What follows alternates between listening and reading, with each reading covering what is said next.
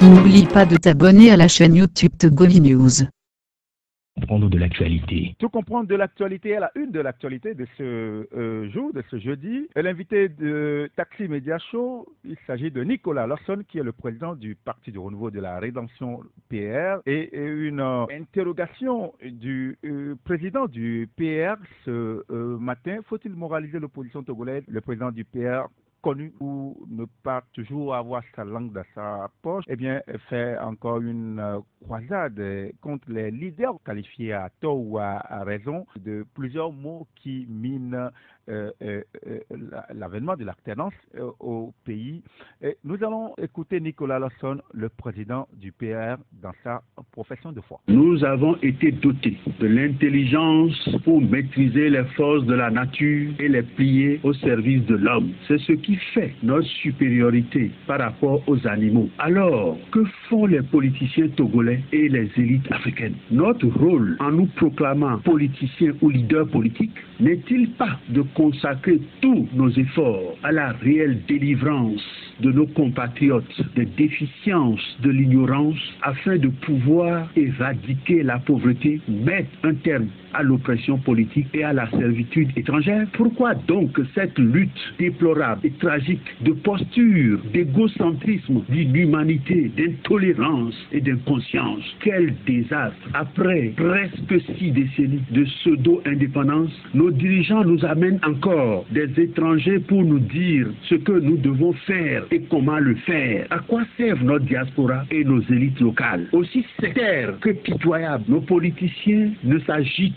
que pour s'attribuer exclusivement l'autorité et les jouissances dont le pouvoir est la source. Leurs multiples sectes politiques et sociales organisent des troubles civils et n'aspirent qu'en leur propre faveur. Ils bornent leurs efforts à faire prévaloir leurs intérêts exclusifs, sans trop s'occuper du sort du peuple dont l'immense majorité végète dans l'ignorance, dans la misère et dans toutes les sortes de frénésie ou de délinquance. Quand vous n'êtes pas membre de leur coterie ou pervers comme eux et que vous êtes opposé à leur vue de fortune ou d'ambition, alors ils vous condamnent et vous livrent au mépris du public. Même au soir de leur vie, ils continuent de changer leur conduite au gré des circonstances, des passions du moment et de leurs intérêts personnels ou tribaux. Ainsi, à chaque changement de situation, il se forme une nouvelle catégorie de politiciens intéressés au maintien des vices que leurs dévanciers avaient entretenus. Les nouveaux politiciens deviennent les plus acharnés, propagateurs des ressentiments et des intolérances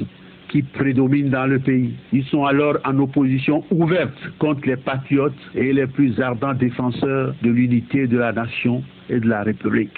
Il est forcément difficile, sinon très difficile, de faire prospérer la modération et d'asseoir au Togo le règne de la raison pour avoir la paix, la liberté et le bien-être général. Le microcosme politique togolais a ainsi créé et propage année après année les vices les plus abjects dans notre société, les plus médiocres, les plus ricelards et les plus salaces règnent dans les nombreuses sectes politiques du pays. Le libertinage, la débauche et les autres formes de dérèglement les amènent à entretenir continuellement les tensions sociales et des violences dans la nation.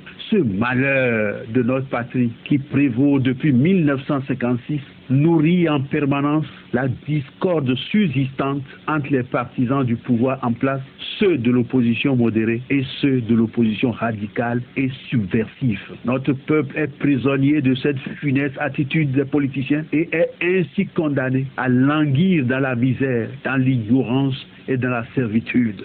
J'en éprouve une douleur lancinante qui trouve difficilement un petit exitoire dans mes interventions à la radio. Il y a des droits inséparables de la nature humaine. Nos dirigeants actuels doivent savoir qu'une société ne prospère que dans la justice sociale et le bien-être de chacun de ses membres. Nos aînés l'ont confirmé en proclamant que la richesse ou le progrès se trouve dans le travail, que la liberté réside dans la puissance du peuple souverain et que l'unité et la paix seront les corollaires de notre amour pour la patrie. Trop d'injustice sociale et trop de corruption dans le pays. Une telle société ne peut connaître la paix ni le progrès. Aucun étranger, ni aucun plan ne peut permettre de remédier à cet art congénital. Bien sûr que le président Faure Gnassingbé est jeune, mais après 14 années de pouvoir suprême, il doit comprendre maintenant cette cruelle réalité. On apprend dans la difficulté et dans la souffrance. On meurt dans l'ignorance ou en ignorant.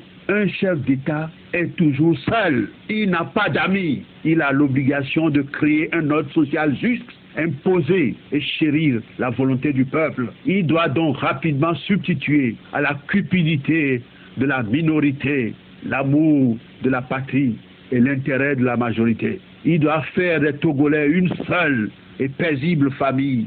Ce sont mes vœux qui avaient été souhaités avant moi par les sages de l'Antiquité, tels Platon, Minos, Lycurgue, et dans les temps plus proches de nous, par Montesquieu, Mably ou Thomas Morus. Assez de querelles périles et néfastes des politiciens, assez de la gouvernance immature, trop criminogène et appauvrissante, assez de la déprédation des étrangers véreux. J'appelle le peuple togolais au réveil et les patriotes à la prise de conscience et au dépassement pour sauver la patrie et nous rassembler pour son redressement. Rien n'est impossible au cœur vaillant et surtout à ceux qui ont la foi en Dieu. Que l'Éternel Tout-Puissant nous inspire, nous guide et nous aide pour servir sa gloire et pour œuvrer à élever tous les Togolais à la dignité humaine.